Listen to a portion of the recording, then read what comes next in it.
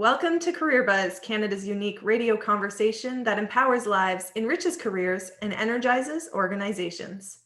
I'm your host, Shellie DeLawyer, professional coach and trainer and the founder of Bright Futures. Thank you for tuning in to CareerBuzz. Today on our show, I'm joined by Alison Foy. Alison is a coach, speaker, mindset, and money expert, and works with spiritual entrepreneurs and soul seekers that desire to have it all.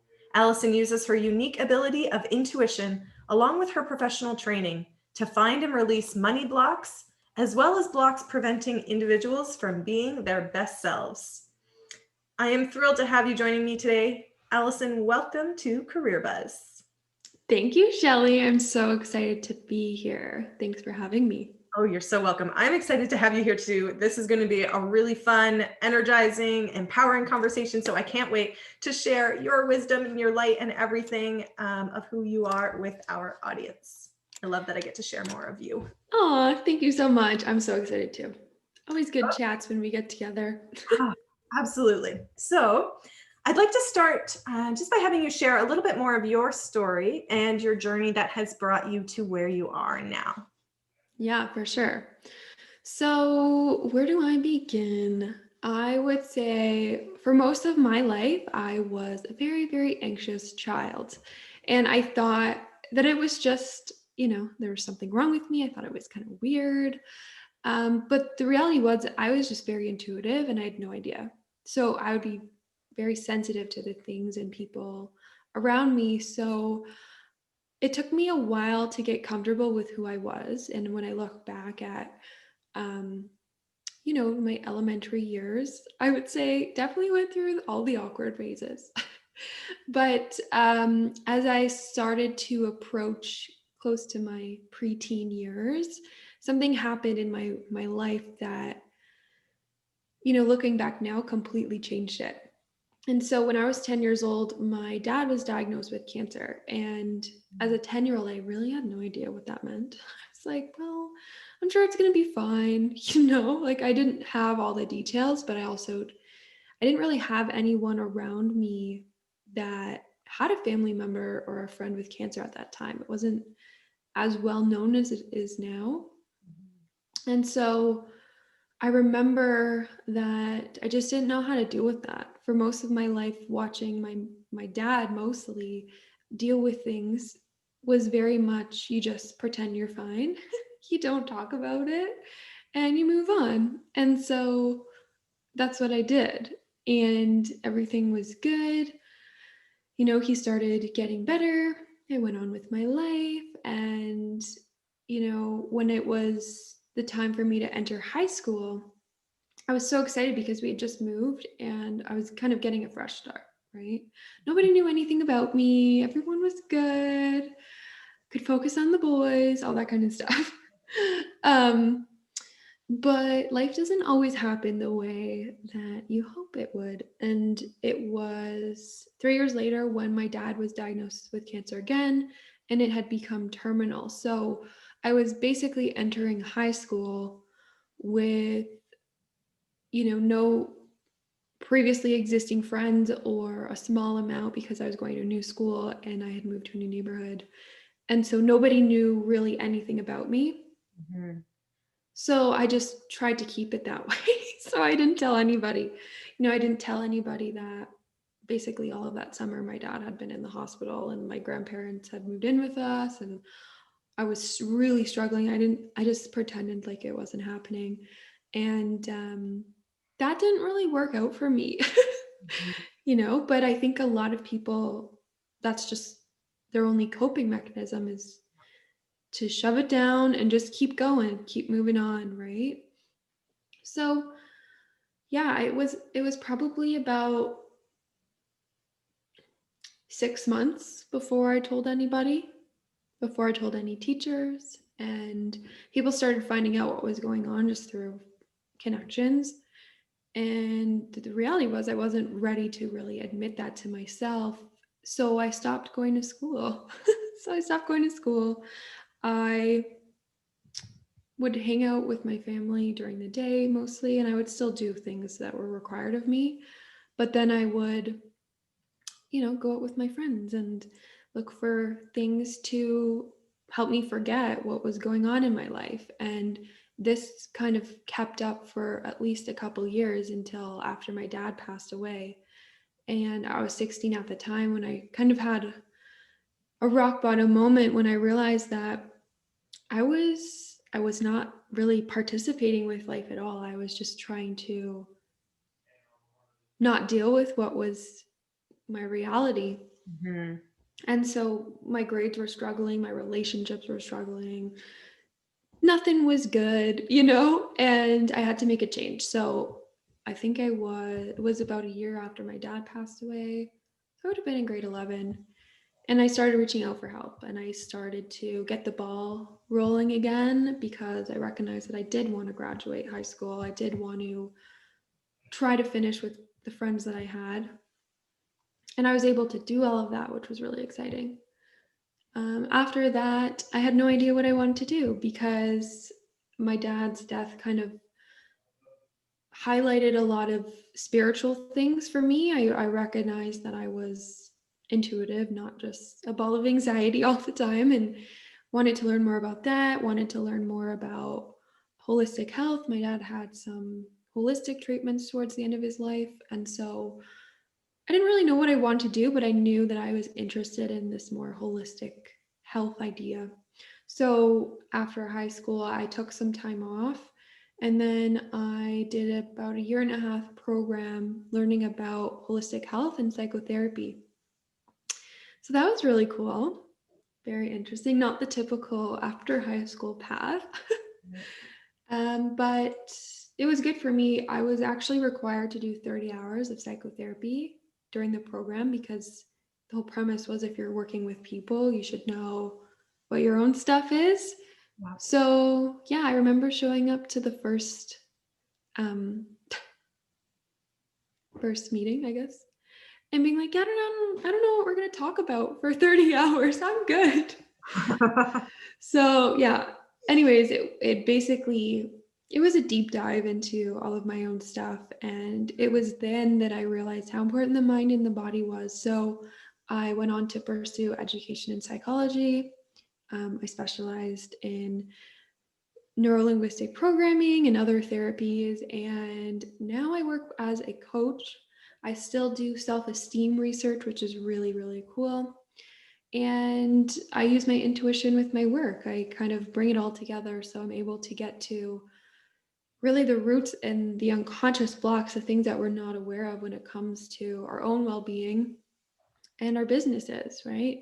Because a lot of people start their business and they think that all their problems are going to go away, but really they just show up there. So I love doing the work that I do. And that's kind of my journey from where I was to where I am now. And I love talking to youth. Youth mental health is a passion for me because I remember what it was like to struggle with that. And that's actually where I started in business. But yeah. That's right.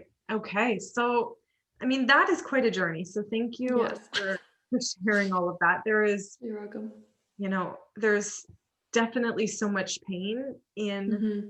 in the journey, but a big part of the work that I do is all about turning pain into purpose. Yeah. And we have had many of those conversations. So I love that your journey is a representation of that. It's not avoiding the pain. It's not Mm-hmm. pretending the pain isn't there, sweeping it under the rug, but it's in using that experience to fuel the purpose of whatever you're doing moving forward. Absolutely. Yeah, I love that. Thanks for letting me share. Oh, well, thank you for sharing because, that's not easy. And I can totally relate to what you're saying about, being in school, in high school, not really sharing anything, not knowing what to do with this experience. As you know, my mom was also sick. She had cancer Mm-hmm. when I was in grade 9 and 10. Mm-hmm. And it was the same experience. It was like, I don't know how to talk about this. Yeah. I'm afraid that if I open up, I'm going to completely break down in front of everybody. And I don't know what Yeah. to do with any of that. So let's just like push those emotions down really, really deep to the point of convincing myself that they weren't even there. Mm-hmm. And that doesn't work very well. Eventually the lid blows off Yeah, totally. and it all comes pouring out. Yeah, totally. And I think that's important to recognize because nobody teaches us anything about emotional intelligence, anything, right? And so you kind of have to learn it for yourself, right? Yeah. Like this doesn't work. Okay, well, what does work, right? Right. And I think, So, we're fortunate enough to surround ourselves with people who have taught us incredible emotional mm-hmm. intelligence, but it has also highlighted how so many people don't have that because Yeah, it's not taught in schools, because it's not talked about around the dinner table. It's not yeah, necessarily modeled at home. And people don't know what they don't know. So emotional exactly. intelligence is a big part of that for me. I think when we get to a point where people understand that their emotions are all good, there's no such thing in my world as bad emotions. Yeah, It's just giving you information, and you need to listen to what the information is and what the emotions are telling you, because there was a whole lot of stuff that I needed back in those days that I didn't have and wasn't giving myself, and my emotions and my body were trying to tell me, yeah. hey, listen up, pay attention, there's something here. And squashing it under the rug definitely didn't help get what Oh, yeah. Totally know what you're talking about. We don't do that now. no. No, it's like, hello. Oh, gosh. Okay. So funny. Awesome. Okay. So, you could have taken many paths after high school. Mm-hmm. You decided to go into holistic health, and then from there on to psychology. So why did you choose those specific routes? Honestly, before I did any inner work, right? Before I kind of had a spiritual awakening, I was planning on going into oncology because I actually did co-ops in like doctors' offices, hospitals, all that stuff. And I think that's because I was so familiar with it. I had grown up, my dad was sick for a total of 7 years. So that was my world. But as things weren't really helping, my dad did his research and started to do more holistic kind of treatments. And so I remember kind of opening my eyes to what holistic meant and, you know, tied with all the spiritual stuff going on in my world. So it just really felt good to me. I didn't want to go into a 4-year degree right away. I actually, like I mentioned before, took some time off to really think about it. And I just worked because I didn't want to make a decision and regret it. It was, yeah, I know that there was a lot of pressure on my mom really wanted me to go to school. And at the time I was like, are you kidding me? I am not going back to that kind of place. So I just had my own stuff caught up in going to school anyways, but I think holistic health and the whole psychotherapy stuff, because that's that was what was going on in my life. Those were my interests. I became this person who started researching and just wanted to learn how to become a better version of myself, right? It was never for me to go and work with people right away. It was just, I'm doing this program. I have to do my own work. I have to do casework, but I'll just do it. Right. Right? So that's kind of how it started. Interesting. I love Yeah. that, because I think majority of people who take a program, any program really, whether it's college or university or an alternative education path, so much of it Mhm. is, well, I'll take this program and then I will do this job with it. Yeah. It's like looking for that linear path. Mhm. What's the prescribed steps? And you just really followed what you wanted to learn for you. Yeah, I really did. And honestly, I didn't put pressure on myself to try to figure it out after because I was just seeing how I was trying it on, I was trying it on. And it really was there when I really got a passion for the mind and how it's connected to the body and emotions. And so, yeah, I worked really hard to finish that because I wanted to dive in to psychology after. So that's what I did. Good for you. Thank you. Okay. So The same thing after graduating with your psychology degree, the same kind of question there. There's so many paths you could have pursued. There's a number of career paths you could have taken with a psychology degree. It's pretty wide open. So what led you to starting your own business? So I remember it was within my degree where I started taking professional training. So professional training in different modalities, including NLP and QCP and some other things. Because I was just so fascinated. I knew it was something that I wanted to do, and I remember the first half of my degree, I worked like 2 jobs, went to school full time because I really wanted to have the training. I really wanted to understand the mind more. And I knew that that's what I wanted to do. I didn't know how I was going to do it, but it was something that worked for me. So in my own inner journey, I really wanted something that could provide me tools and immediate relief, right? Not just, okay, I'll see you next week and struggle for that whole week until we meet up again. That just didn't work for me, right? So as I was exploring with my own self and what was helping me, that really worked for me. And that was really big for me to pursue something that actually had those kinds of results, right? To invest in something that there was evidence of it working. And that's kind of how I finished my degree. I remember, I think it was 2 to 3 years in, I started my business when I was 21, just part-time. And I was definitely accredited to do that, to work with people.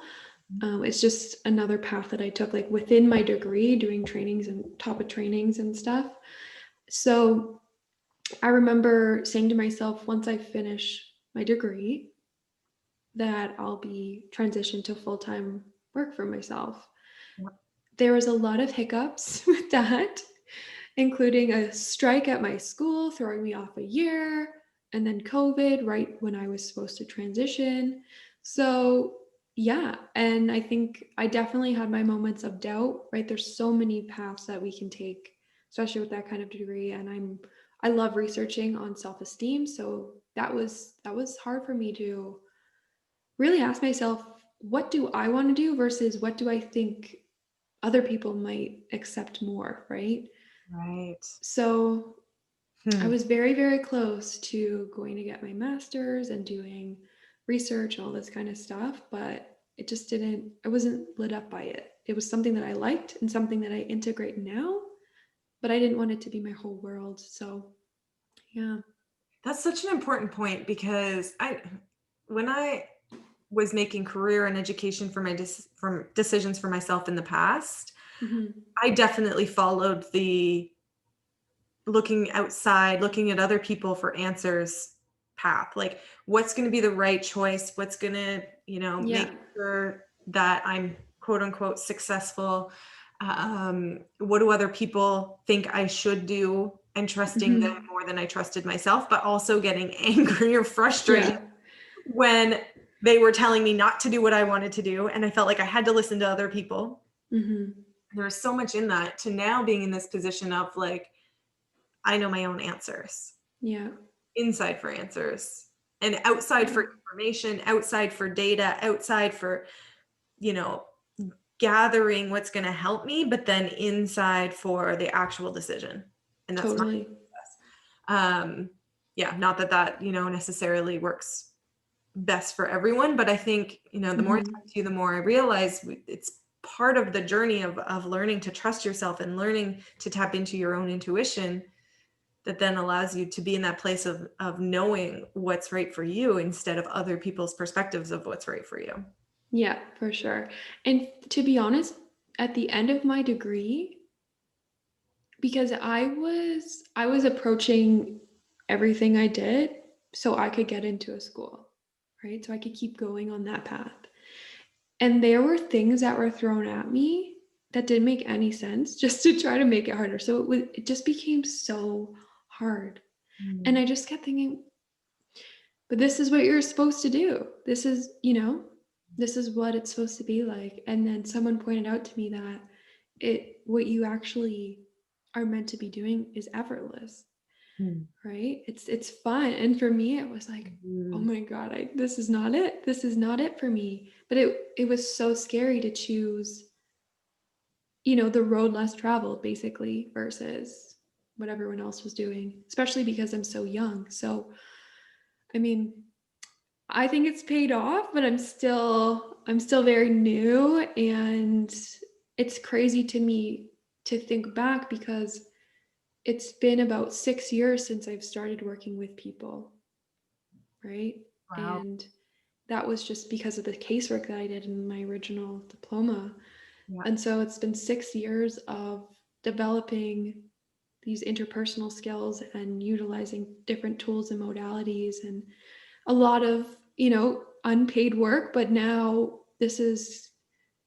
I'm entering my third year of business and my second half of full-time work. So yeah, it's crazy. It's crazy looking back. Yeah. Isn't it? Yeah. Yes. Okay. So, you're now a 24-year-old entrepreneur, Mm-hmm. which is a huge accomplishment all on its own, right? Yeah, So let's thank talk you. about what it has been like for you to start your business while in school and Mm-hmm. then to transition it to full time during a global pandemic. Yes. Who does that? I don't know. All on its Definitely wouldn't sign up for that if I knew. you know? Oh God. Yeah, it's been a wild ride. I feel like half the time I'm just buckling in my seatbelt. own. But I wouldn't change it. It's taught me a lot, and I remember when I finished school, I was like, shit, what am I going to do? I had been working part-time for almost 2 years at that point in my business. I had some other jobs, and it got to the point where it's just my own part-time business and full-time school. And then I got to kind of full-time both, or part-time both. Um, and yeah, I didn't know what to do when COVID happened. I think I had a period of grief, like grieving the life that I knew before, but not only that, grieving the life that I knew as a student. So it was definitely hard. I definitely took some time to reflect and consider what my next steps were. But I knew in my heart, even though it was so scary, that I had to go all in again, right? And Mhm. that's what I did. And that's what I did. And in 6 months of working part or full time, sorry, in a pandemic, I over doubled my income than I did the year before. So it was really cool, but also it didn't make sense to me because it didn't, it's not supposed to make sense when there's a pandemic going on. But I think it was the confidence and trust in myself that really made all the difference. Mhm. For sure. And I think, it's such an interesting perspective to look at the story we're telling ourselves, which during Mm-hmm. the pandemic, I don't know about you, but the message I'm hearing and what I'm reaffirming to myself is like, oh, okay, this is a time when people are struggling. This Yeah. is, it's a hard time for everybody for lots of different reasons. So what does it mean if I'm thriving during a time when so many people are struggling? Mm-hmm. How does that make me feel? Yeah, for All sure. sorts of emotions wrapped up in it. And it's like, can I talk about that? Am I going to make other people feel bad? And I do feel bad for people who are struggling, and I want to help those people. Mm-hmm. And then sort of just trying to integrate all of this and make sense of all of it in a time when nothing really makes sense because we've never been through this in our lifetime. Exactly. Yeah. But the fact that you invested and doubled down on yourself. And I Mm-hmm. think that's such an important message for so many people is what feels right for you, regardless of what's going on in the world right now. What feels right Yeah. for you right now? And what feels true for you in terms of, your highest good, your best interest. And that's what you followed. So Mm-hmm. that's where it gets. Thanks, Shellie. Yeah. Looking back, it's like, wow, I did that. Yeah. It's the saying, you just shared this with me recently. How does it go? You wonder how you get there. When you're there, you wonder how you got there, something like that. It was a question that I heard recently, or a statement that I heard recently. You'll wonder how to do it until you Right. wonder how you did it. Yes, yeah.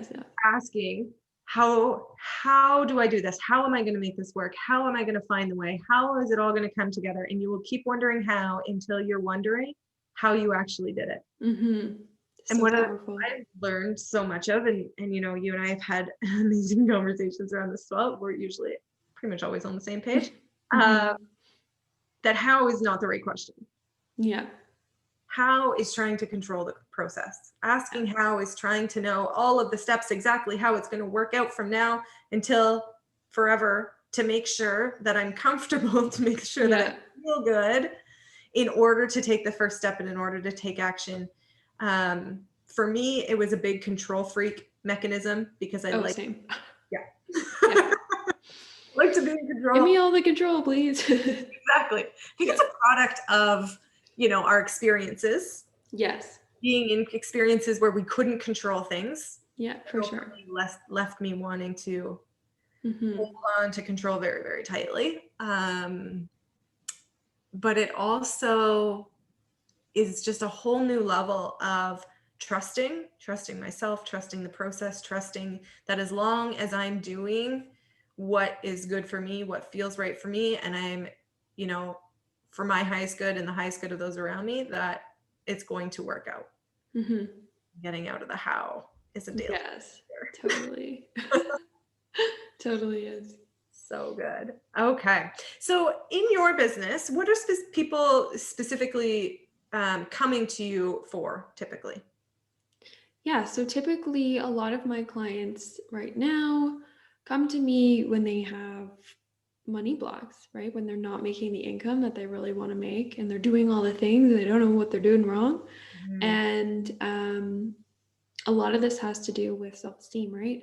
So a lot of my other clients will come to me because they're having a lot of self-doubt. They're not sure which path to take, right? Maybe they've tried something and it hasn't worked out, and then it results in some financial loss or whatever.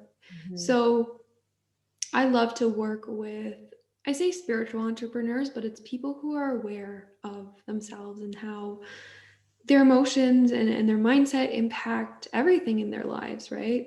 So I love working with really anybody, but usually people who want more for themselves, who want more in their businesses. And I say want it all because I truly believe that we get to rewrite the story. I remember when my dad passed, I was like, I do not want this to be my story. This is not going to be, my life is not going to be a sad story of a girl who lost her dad, right? And I wanted something more than that. And I worked on rewriting that story for me. And I've been able to do that and create so much in such a short amount of time. And I believe anything is possible. Because I lived that way and I've lived through that. So I love to expand people to think that way as well. Brilliant. And it all, comes from your personal experience combined with your professional, training and certifications and things like that. But being able to combine the training you have with what you've learned for yourself, the experiences that you've had, that real sort of visceral knowledge is just so powerful. Thanks. So when you talk about money blocks, can you explain to people who maybe are not sure, what are money blocks and how does that come to be? How do I know if I've got money blocks or that there's, something there for me to work on when I might be used to thinking about it as like, well, the paycheck is this much money and that's all I can. Yeah, for sure. I think it's definitely different when you're running a business because you're the one who's bringing the income, right? And when you're working and getting a paycheck, which most of us do until we decide to do it differently, you get to spend and save whatever you want, right? And so the biggest thing that I see in people who are working on a typical 9 to 5 is they don't know where their money's going, right? They don't know. It's like, well, no matter what, I don't know where the money's going. I don't have the money for some reason, right? So it has something to do with spending, right? And usually there's a belief tied to that about not being able to have certain things or safety or whatever, right? But the other flip side of the coin is when you leave a 9 to 5 job and you're working for yourself, you still have the mentality of I have to work 9 to 5, but then there's no paycheck that follows it. And then you beat yourself up because you compare yourself to what you did before, right? So I see that a lot, especially new entrepreneurs, because they're constantly doing. And I know this was the case for me. I was doing all the right things, right? I was doing everything right, everything that I could learn from other coaches or people who are successful, but I wasn't making any money. But it was because I didn't believe that I could have it doing it this way, right? And so money blocks really at the core of it are just beliefs that you have about money and how they show up in your life, right? And you can have all kinds of blocks, and I work with all, and so do you, all kinds of blocks, but typically money blocks come up because it's an issue people need to deal with fast, right? And so it also prevents us from doing the things and having the things that we desire. So Absolutely. yeah. So, if people are thinking, if I have money blocks, then, I'm experiencing it as a lack of money. And then I spend money to come and have you help with my money blocks. Yes. But if I don't have the money and I have money issues, do you find people are hesitant to spend money to work on their money issues? Definitely. I think that it's kind of a catch-22. It's like, well, I could spend the money now, but I'll just wait until I have it and then use it, right? But the truth about what that is all about is that when you allow money to run the show, you're actually allowing it to lead your life versus, no, I'm going to invest in me because this is me leading myself. And this is me getting to the other side, regardless of if I have to save an extra couple $100 this month or not, right? So I used to do that. And that's why I know, because I had these issues, and it wasn't even in terms of money, it was more life stuff, but I could sit and wait until the money came for me to work on it. Right. But usually I had the means to do it anyways. It was just more in my head, wrapping my head around spending the money on myself, investing in me, because I think sometimes when it comes to materialistic things, it's like, well, I have to have that. We justify it, right? But when it comes to ourselves and our inner work and our blocks, we for some reason think it's not as important when it is. So it all comes down to how are you leading your life, and what are you allowing to lead you, right? So I do see that a lot, and I just do a little reframe, and then people are like, oh my gosh, yeah. Right. Right. Yeah, exactly. Because whether you like it or not, if that problem is there, it's going to be running your life until you choose to do things differently. And yeah, that's not always a comfortable conversation, but a necessary one. Yeah. But I love when people always have the choice, right? Always have the choice. Yeah. And some people are totally in and some people are not there yet, but that's okay. Yeah. So Absolutely. So you've talked about self-esteem research a few times, and also tying together the self-esteem aspect of your work with the money aspect of your work. So can you talk a little bit more about how those two play together? For sure. So so I have been researching self-esteem on the effects of a session that I do called the quantum change process. And the quantum change process is a 2 to 3 hour session typically. And it allows me to get to like the roots of whatever the block is, right? And so when people usually come in, they're not feeling so good about themselves, obviously, right?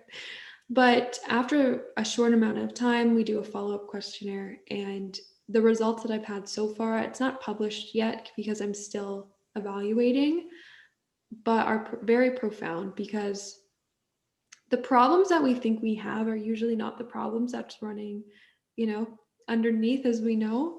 And so it really just allows us to clear the slate of the past, clear the slate of what we think things mean, of how we see ourselves, others in the world around us. So self-esteem plays a huge, huge role in all of the work that I do. And I think most of the time when people come to me for money blocks, they think it's just about the money. And how I like to describe it is, money is just the thing you can see, but it's like that iceberg, right? Money is the top of the ice, but we don't even know that there's that whole iceberg underneath. And so self-esteem has a huge part in that. So yeah. That's such a great reminder. We're so often trapped in our language, what we call the presenting problem, but it's like the surface level, right? It's the stuff I know is the problem. I'm aware of the problem. I talk about the problem. I think about the problem. I lay awake at night. Put it over in my head. Yeah. Over and over and over again. But there's so much more to it below that we're not even aware of, because it's unconscious. It's outside of consciousness. So reminding people that, whatever you think the problem is, there's way more to it. Yeah. And it's just an opportunity to get curious, right? Right. And that's all it is. And that's the power of the unconscious mind, right? Because we think that what we see is just all that there is sometimes. And when it comes to the mind and our emotions and all that kind of stuff, as we know, it's just so much more than that. So yes. Absolutely. Okay. So we mentioned in your introduction, you help people release these money blocks or other types of blocks getting in the way of them being their best self. So what typically happens after you're working with somebody, if they're working on money blocks specifically, or self-esteem, or whatever else is getting in their way, then what typical results can people expect? Yeah, for sure. So I have so many stories. So let me pick a couple goodies. But typically, people will come to me because they've had a problem for a long time, right? It's been a pattern, a theme almost. And they've tried other things and they just don't know, right?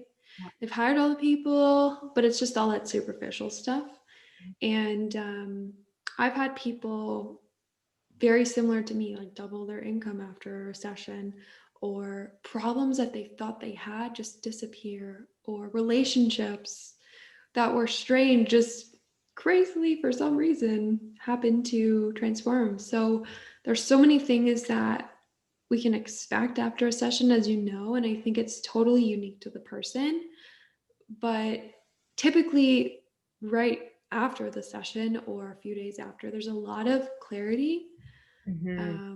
There's release, like we're not feeling all those feelings anymore, not feeling so heavy. And we get to move forward with what we want instead of what was kind of conditioned in us, right? So it leaves a lot of room for a lot of possibilities. And yeah, I don't think anything is off the table when it comes to what you can expect, right? That's so true. It's one of the reasons why I sometimes struggle to summarize and succinctly describe, here's who I help and here's how I help them, because it's like people with problems or who are stuck and they want so much more for themselves. I help them get it. It can be anybody with any type of problem. But I also appreciate that for a lot of people, that's hard to wrap your hand around, like, well, what do you do? Yeah, for sure. Yeah. I have seen, I've worked with some entrepreneurs recently, and they've just, it's that noise in your head that tells you you can't do the things, or you're not trusting yourself, or whatever the problem is. I've just seen them skyrocket. I've seen people manifest things that they never thought they could before, but they've done the inner work around it. And it's like, oh my God, I own a house now. Or relationships just transform, or lifelong problems just stop. Yeah. Or even physical stuff. It's crazy. It's I not know. crazy. It's cool. But yeah. Yeah, absolutely. It's, it's the type of stuff where I was skeptical a little bit going in, like, really, we can solve any problem. And then when I realized, like, we have tools to solve any problem, it pretty much jaw hit the floor. I know, right? Getting goosebumps. So good. All right. So, you could be doing so many things. You could be using your talents, your gifts, your skills, your experience, your background, your education in so many different ways. So why do you choose this? Because I don't think entrepreneurship is ever the easy path for anybody. No, definitely not easy. I think that for me, there wasn't another thing. There was never anything that I felt passionate about. I always wanted to help people because I knew what it was like to really have a hard time, especially as a young person. So for me, it was more, what do I have to do to help people? Right? How do I have to become certified? How do I have to have the credentials to do this? And then I just did it. And then I gave myself flexibility and time to figure out where I really wanted to serve, right? And I think that life happens to us all the time, right? There's so much that is out of our control, obviously, 2020. But I used to believe that I was broken. I used to believe that I needed to be fixed, that there was something wrong with me because I felt emotional, because I responded to things, and I was tired of feeling blah, I wanted to feel good. And what I've started to realize is we're never broken. It's just we have years of emotions jammed in there and years of beliefs that don't serve us. And it's just unpacking all that stuff. And so as I have grown my business and my impact and my income, I've been doing all of that too, right? So for me, there wasn't another way. It was just, this is what I want to do for me, for the people in my life, and do that together, basically. I love that, because there's no questioning, is this for me? Is it not? And I think so many people do that. They have this knowing inside, but then the head gets in the way. Oh yeah. Question. Totally. Is this the right path for me? Is this what I really want? Is this my purpose? Is this my calling? Or, is this the right thing for me? Right. As if there was only one right thing. But I usually find that if you're asking that, the answer is usually yes. As long as you're listening to that, deeply rooted whisper, whether it's a gut feeling or your intuition or your heart's desire. Yeah. The answer is usually, is this for me? Yes. Yeah. Is this what I want? Yes, it is. Yeah. If your head getting in the way, that's a whole other story. Exactly. Yeah. And it does. And you just have to feel into it, right? Like, and I think thoughts that I had were, this is the rest of my life. This is the rest of my life. So am I going to do something that brings me joy, or am I going to do something that doesn't, like the thought of sitting in an office all day. Sometimes I do have those days where I sit all day on the computer, but I'm doing it for me versus someone else, right? So anyways. Yeah, I love that. And so, 2020 brought all sorts of things. Uncertainty, struggle for a lot of people. And that didn't end on New Year's Eve. No. The world didn't all of a sudden change when we entered into a new year. I loved seeing the memes that was like, it's always like, new year, new me, new year, new whatever. And I'm like, okay. Sure. All of a sudden, wake up a different person just because the clock changed over. Yeah. So obviously, we're still continuing on with a lot of the same chaos, uncertainty, struggle for a lot of people. What do you attribute your growth and success to, especially in such an uncertain time? Oh, what's coming to my mind right now is patience and trust, because I think that when we want something to be different, we want it to be different right now, right? And I've had to practice a lot of patience, especially, you know, as I'm transitioning to more online group programs, and that requires a lot of time up front, which means a lot of time not spent with people, with clients right now. Mhm. And that's a decision that I decided to make just because of circumstances in my life right now. But it's very, very easy, no matter what's going on, to want it to be different, right? And sometimes you lose sight of like the bigger picture. It's like, no, I want it now, or I want this to be done now, or, and it's like you think you know more than the universe, you know? Right. So I would say patience has taught me a lot. And an affirmation that keeps coming to my mind over and over again is, I call it divine timing, but divine timing is enough. That my timeline that I want things to happen on, I don't really have my own timeline because it's not up to me, right? Mhm. So just reminding to surrender and practice patience and trusting in myself. I'm going to get myself through this, because even though I've had success, it was, you know, I'm still technically in the second half of my first year full time. Right. And there's a lot of uncertainty, right? There's a lot of different things that I'm doing now, a lot of transitions, and I have to keep reminding myself to trust me, to trust the vision, to trust the work that I'm doing, and that I have to let go of the how and the time that it's might take, right? So, Yes, absolutely. That's brilliant. I think, our world is always uncertain. yeah, it's It's just just that right nuts. now it's really in our face. Yeah, exactly.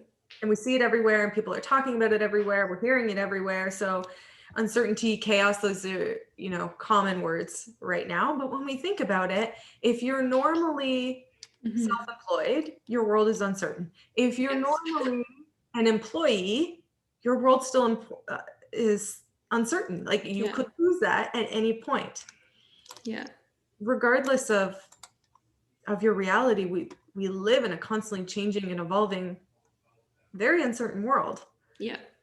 So I think any lessons you've taken from that this year shouldn't be left Mm-mm. in the past. They are meant to prepare us. They're meant to continue growing us, and recognizing that we can manage how we move through the uncertainty and Yeah. keep that with you on an ongoing basis Yeah, for sure. in the long term. Mhm. Absolutely.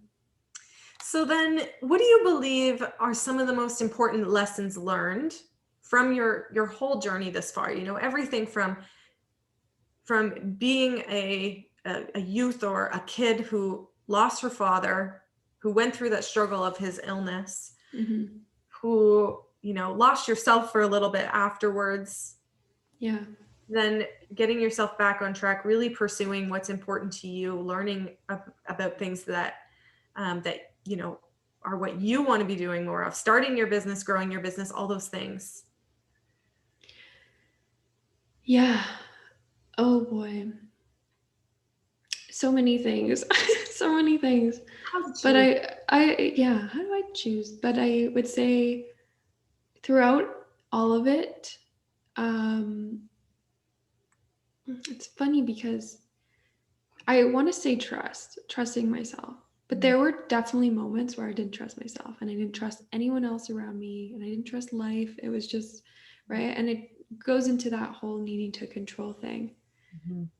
But every aligned decision that I made to become better or to learn more or whatever it was, I trusted, Mhm. right? And typically, when I was I am reminded of when I was, a high risk kind of teen, and I would just do whatever I wanted. But typically, in those moments where I felt untrust, it was because I was not trusting myself in the first place. I was getting myself in situations where I wasn't listening to myself. And I've definitely had those moments when it's come to business, working with certain people, or saying yes to things that I felt like saying no to, right?